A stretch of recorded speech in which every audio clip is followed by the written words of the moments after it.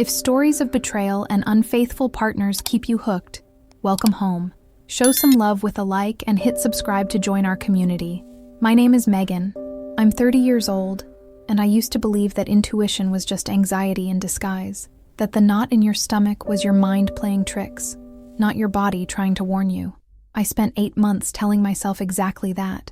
8 months swallowing my doubts with my morning coffee and smiling across the breakfast table at a man I no longer fully recognized. Ryan Callahan, my husband of 6 years, senior partner at a financial consulting firm in downtown Chicago. The kind of man who remembered anniversaries, opened doors, and said all the right things at exactly the right moment. The kind of man you build a life around without questioning whether the foundation was ever real. That Tuesday in October started with a lie I told myself. I was going to the Harrington Tower to drop off a memory card at my colleague Jess's studio on the 28th floor. At least that's what I said out loud, to myself, in the mirror, while getting dressed. The truth was quieter and more shameful. Ryan's office was on the 41st floor of that same building, and for the past 3 weeks, something in me needed to know what his afternoons actually look like. I wasn't following him. I want to be clear about that. I had no plan, no script, no intention of confronting anyone. I just needed to be in the same building and feel whether the air there held any answers. The lobby was all marble and cold light. I nodded at the security desk and walked toward the elevators. I pressed the button and waited. The doors to the center elevator slid open. I stepped in, and there he was. Ryan, my Ryan, standing in the back corner with a woman I had never seen before, her dark hair loose over his shoulder, his hand pressed flat against the mirrored wall behind her. Their faces so close that the space between them wasn't really space at all. He didn't see me. She didn't see me. For 3 or 4 seconds, I simply existed in that elevator with them, invisible and completely shattered. Then the doors began to close behind me, and I put my hand out to stop them. I don't know what I expected to happen when I stopped those doors. Maybe I expected Ryan to turn around, see me, and have some reasonable explanation ready, the kind that makes you feel foolish for ever doubting. Maybe I expected my eyes to have been wrong, my mind filling in a story that wasn't really there. But Ryan turned around, and his face told me everything before his mouth could form a single word. It went blank first, that specific blankness that isn't confusion, it's calculation. I had seen that expression once before, years ago, when he had forgotten an important dinner with my parents and was quickly assembling an excuse. The same microsecond of internal construction. The same eyes that went slightly distant, while the rest of his face stayed perfectly still. The woman stepped back. She was younger than me, late 20s, composed even in that moment, which told me this wasn't the first time she had navigated something uncomfortable. She reached down and adjusted the strap of her bag with a steadiness that felt almost rehearsed. Megan. Ryan said my name the way people say it when they're buying time. I didn't answer. I was looking at the small details my brain had started cataloging without my permission. His jacket collar, slightly displaced. Her lipstick, slightly not. The way neither of them had moved apart, with the urgency of people who had nothing to hide. Just the careful, measured distance of people who had done this before and knew that panic was the real mistake. This isn't, he started. Don't, I said. One word. I surprised myself with how steady it came out. Inside, I was somewhere far away, watching the scene from a great height, unable to fully connect with the woman standing in that elevator holding her camera bag and her entire life in her hands simultaneously. The elevator reached the 28th floor. The doors opened. I stepped out. I didn't look back, didn't wait for him to follow, didn't give him the satisfaction of watching me fall apart in a 6x6 metal box in the middle of the afternoon.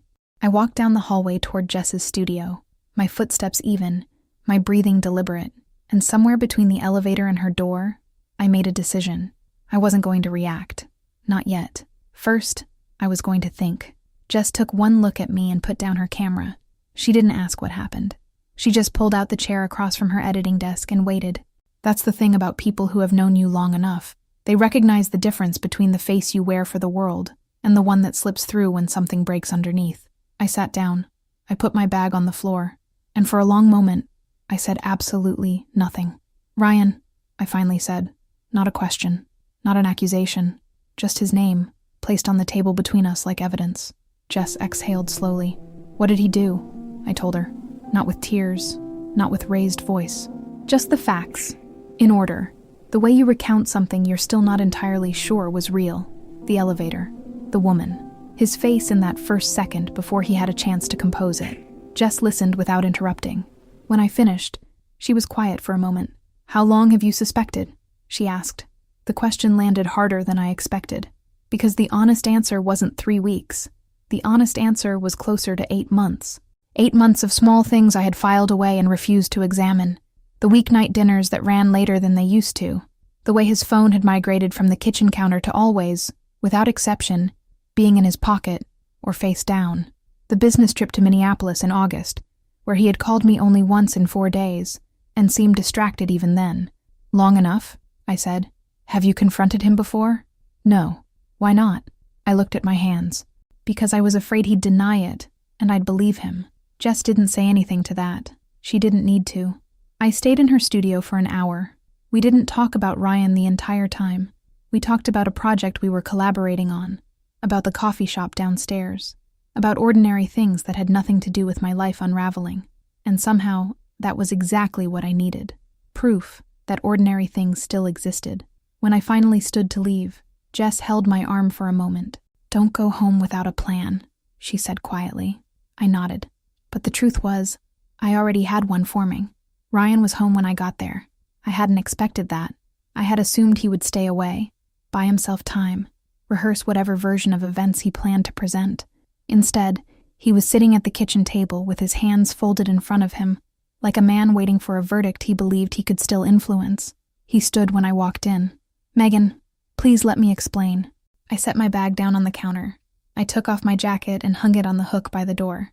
I filled a glass of water and drank half of it, every movement slow and deliberate.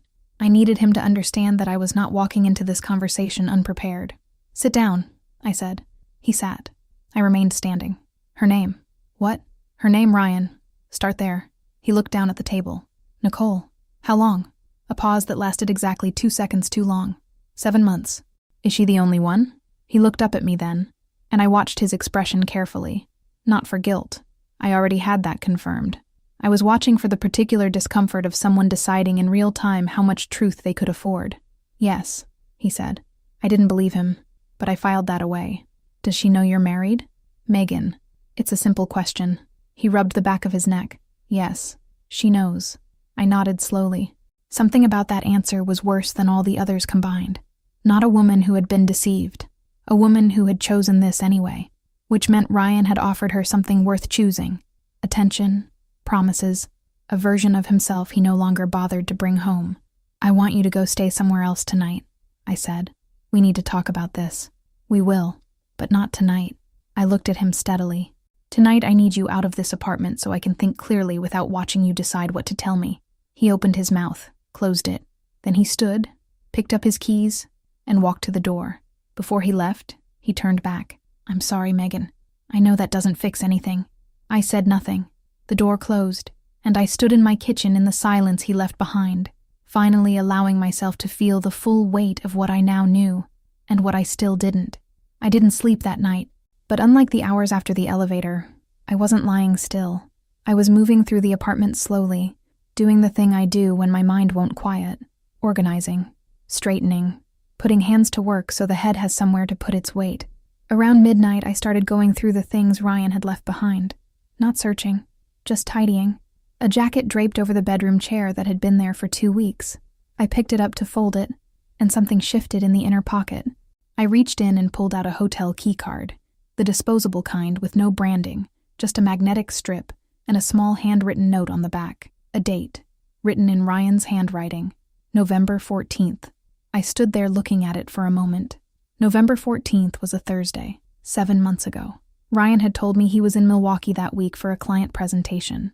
I remembered because I had made dinner that night for just myself and eaten it watching a film I had wanted to see for months. Milwaukee didn't match the area code printed faintly on the card sleeve. I set the card on the desk and opened my laptop. Not his, mine. I pulled up our joint credit card statements, something I had access to but rarely checked because Ryan handled the finances. Another small domestic surrender I was only now understanding the cost of. I scrolled back 7 months. November 14th, a hotel charge in Rockford, 3 hours from Chicago. I kept scrolling. Not looking for anything specific yet, just looking letting my photographer's eye do what it was trained to do, scan for patterns, for repetition, for the thing that appears once and seems random, but appears again, and stops being random entirely. Rockford appeared 4 times over 18 months, always midweek, always hotels. Then something else caught my eye, a charge I had seen before but never questioned, a children's clothing store. I remembered thinking Ryan had bought a gift for his colleague's baby shower, but the same store appeared again 3 months later, and again 5 months after that. I sat back. A photographer learns early that a single image tells you almost nothing. It's the sequence that tells the truth. I opened a spreadsheet and began entering dates, locations, amounts. Column by column, the pattern assembled itself with the quiet precision of something that had always been there, waiting for someone to look directly at it. Rockford, hotels, a children's store, a pediatric clinic charge on a card I almost missed because it was listed under an LLC name I didn't recognize. Ryan hadn't just been having an affair. Ryan had been somewhere else entirely, building something, maintaining it, paying for it with money that moved through our accounts in amounts small enough to avoid attention, but large enough, accumulated over years, to sustain a life. I stared at the spreadsheet until the numbers blurred. Then I picked up my phone and photographed every single page. I made coffee at 5 in the morning because there was nothing else to do with my hands. I sat at the kitchen table with the mug I hadn't touched, and my phone face up in front of me, thinking about a boy in a photo I had never been meant to see. I didn't know his name. I didn't know how old he was exactly.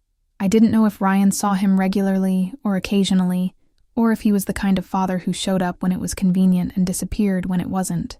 What I knew was this: Ryan had looked me in the eye the night before and told me Nicole was the only one. He hadn't even hesitated. That was the part I kept returning to. Not the betrayal itself, which was enormous and still expanding in my mind like something without edges, but the ease of it, the fluency, the way the lie had arrived without effort, dressed in the same tone he used when he told me he loved me, when he asked how my day had been, when he said everything was fine. How many times had I accepted fine as a complete answer? At 7, I called my sister Dana. She was 2 years older than me, practical in the way I had never managed to be, and she answered on the second ring with the alert voice of someone who had been awake for hours. I told her everything: the elevator, Nicole, the credit card statements, Rockford, Paula, the child. Dana was quiet for a moment after I finished. "Are you safe?" she asked first. "Yes." "Is he there?" "No." "I asked him to leave last night." "Good." A pause.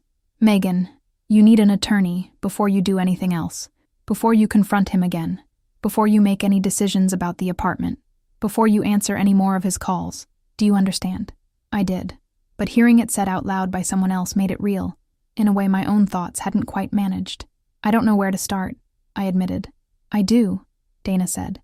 "There's a woman named Diana Reeves. She handled a case for a colleague of mine 2 years ago. Difficult divorce, complicated assets, a husband who thought he was smarter than everyone in the room. She dismantled him thoroughly." A brief pause. "I'll send you her number." My phone buzzed 30 seconds later.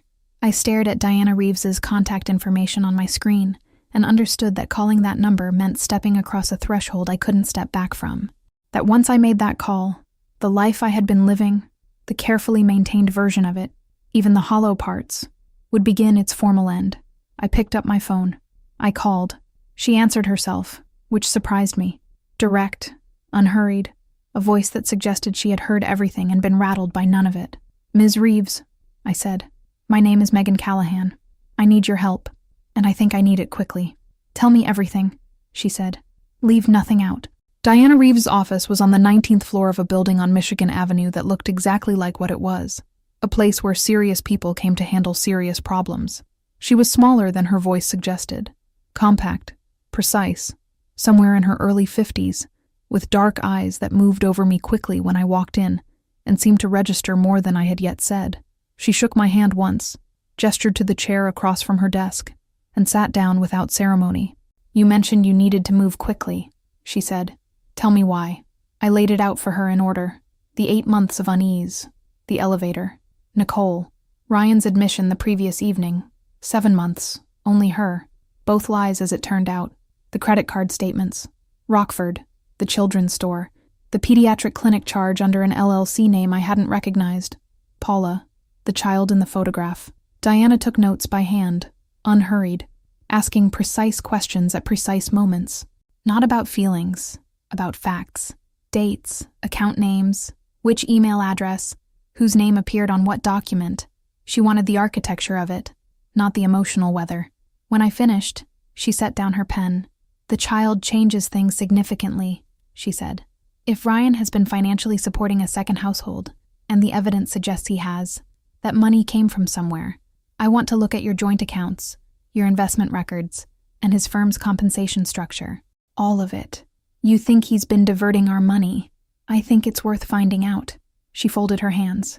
"What's yours coming into this marriage?" I walked her through it. My photography business, which had grown steadily over 6 years. A property I owned outright before we married. A small commercial studio space I rented to other photographers. Savings I had accumulated independently, kept in an account I had never merged with Ryan's. Diana nodded slowly. "You've been more financially careful than most people in your position. That's going to matter. He has a home office," I said.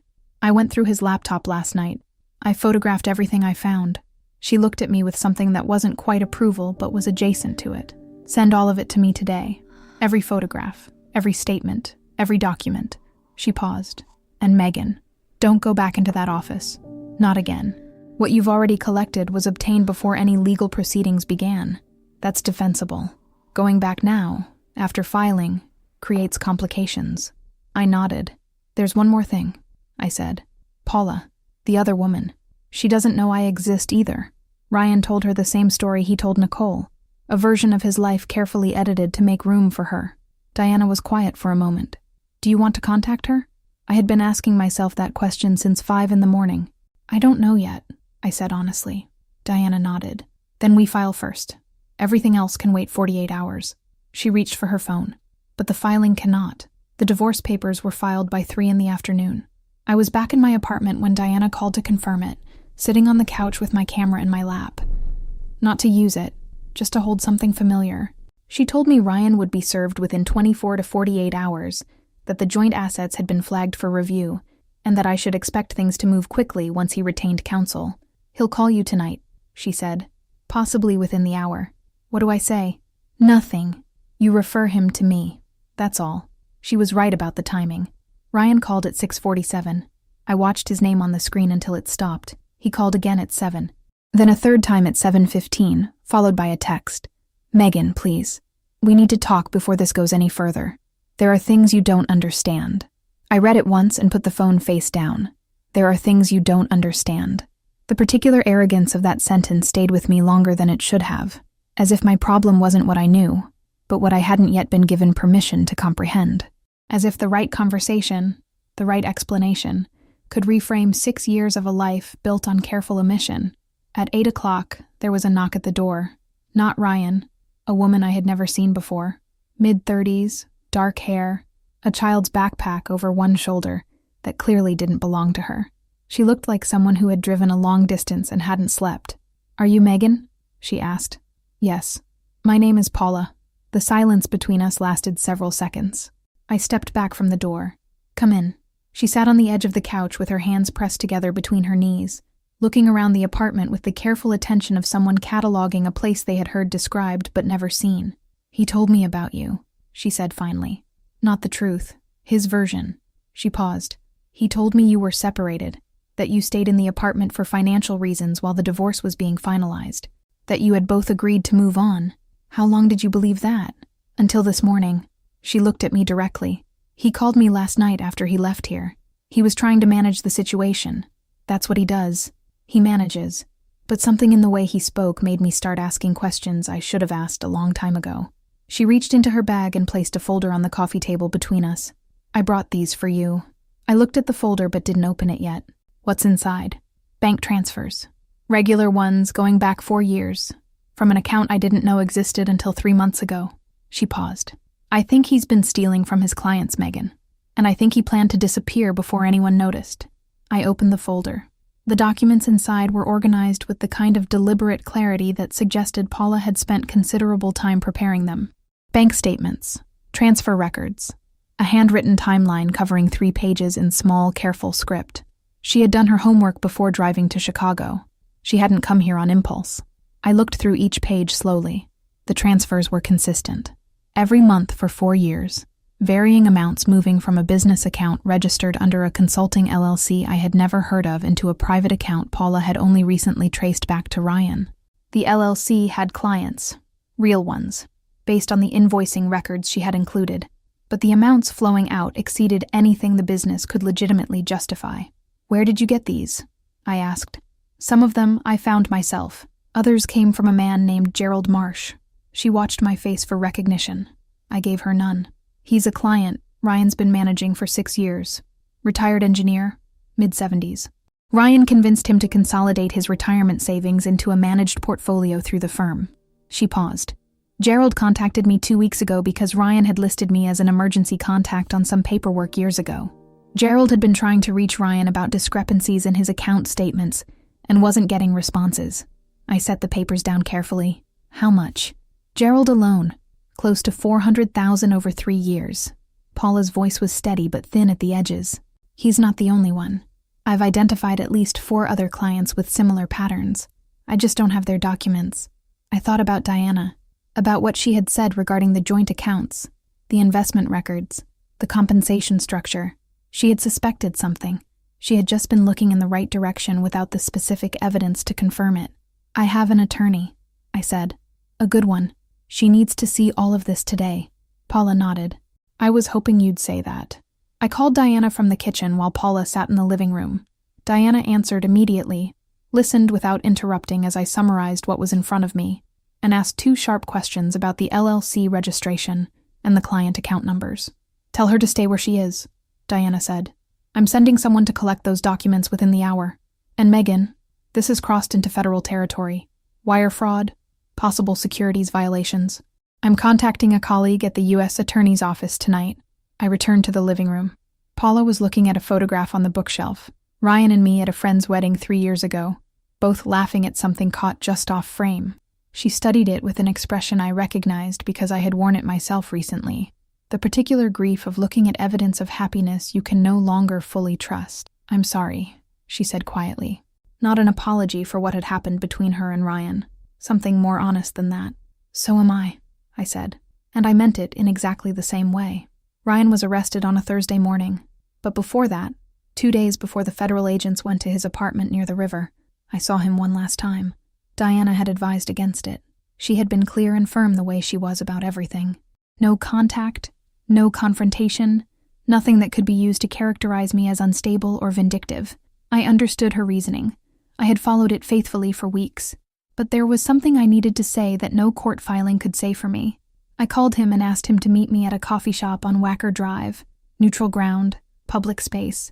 He arrived 4 minutes early, which told me he was desperate. Ryan was never early. He sat across from me with the careful posture of a man who had been rehearsing, and looked at me the way people look at something they know they're about to lose permanently. I let him sit in the silence for a moment before I spoke. "I'm not here to negotiate," I said. "I'm not here to give you a chance to explain. I'm here because I spent 6 years building a life with someone who was keeping score the entire time, and I want you to hear something from me directly before everything else happens." He opened his mouth. "Don't," I said. Same word as the elevator. Different weight entirely. I placed my camera on the table between us. An old habit. I bring it everywhere. But this time, it meant something specific. "I've been a photographer for 12 years, I said. "I know what it looks like when someone is performing for the frame, and what it looks like when something is real. I looked at 6 years of photographs of us last night. Every vacation, every dinner, every ordinary Tuesday that seemed worth documenting." I paused. "You're performing in every single one of them." I just didn't know what I was looking at. Ryan's jaw tightened. His eyes were wet. I noticed both things and felt neither moved nor satisfied by them. "I want you to know that I found everything," I continued. "Not because I was suspicious enough or smart enough or because I got lucky in an elevator. Because you underestimated what a person does when they finally decide to look directly at something instead of around it." I folded my hands on the table. "Gerald Marsh is 74 years old. He worked his entire life for that money. So did the others." Ryan looked down. "Look at me," I said quietly. "He did. You built your entire life on the assumption that the people around you would never look too closely, that we were all too trusting, too comfortable, too invested in the version of you we wanted to believe in." I picked up my camera and stood. "You were right about most of them. You were wrong about me. I left without waiting for him to respond. 2 days later, Diana called at 8:42. I was at my studio window, watching the light change over the city the way I used to before 8 months of quiet dread had narrowed my attention down to unanswered questions and careful silences. The light was the same as it had always been. I had just stopped looking. Ryan hadn't resisted. Diana delivered that information with the neutrality of someone who found it neither surprising nor satisfying, simply correct. I felt something similar. Not triumph, not relief exactly. More like the specific stillness of a room after something that was always slightly wrong has finally been removed. The weeks that followed carried the strange weight of legal proceedings, depositions, document reviews, conversations with federal investigators who asked the same questions in different sequences. Gerald Marsh testified. So did 3 other clients whose retirement savings Ryan had systematically redirected over 5 years. Their faces in the courthouse hallway stayed with me longer than anything said inside the courtroom. Ordinary people who had trusted a man with good manners and a convincing suit, and paid for that trust in ways they were still calculating. Nicole testified about the affair. Paula testified about the parallel life Ryan had built, and maintained with the same methodical patience he brought to everything else. Neither of them had known the full picture. Neither had been given the chance to make an informed choice. That mattered to me. It didn't change what had happened, but it mattered. Ryan was sentenced to 9 years. His firm cooperated fully once the scope of the fraud became undeniable. Self-preservation dressed as integrity, Diana observed. His assets were seized and distributed toward restitution. The divorce was finalized 6 weeks before the sentencing. I kept the studio space. I kept my savings. I kept my name. It was mine before it was ever part of his story. Paula and I exchanged numbers the night she came to my apartment. We don't speak often, but occasionally she sends me a photograph, her son on a beach somewhere. A new city, a new beginning assembled carefully from what remained after the destruction. I understand that completely. I still photograph people for a living. I still notice light the way I always have, the way it travels differently depending on what it has to move through to reach you. I walked into an elevator one Tuesday in October, and my life ended. And then, slowly, clearly, and entirely on my own terms, it began again. Thanks for watching this entire journey with me. If this story moved you, leave a like, subscribe, and share it with someone who needs to hear that they are stronger than they think.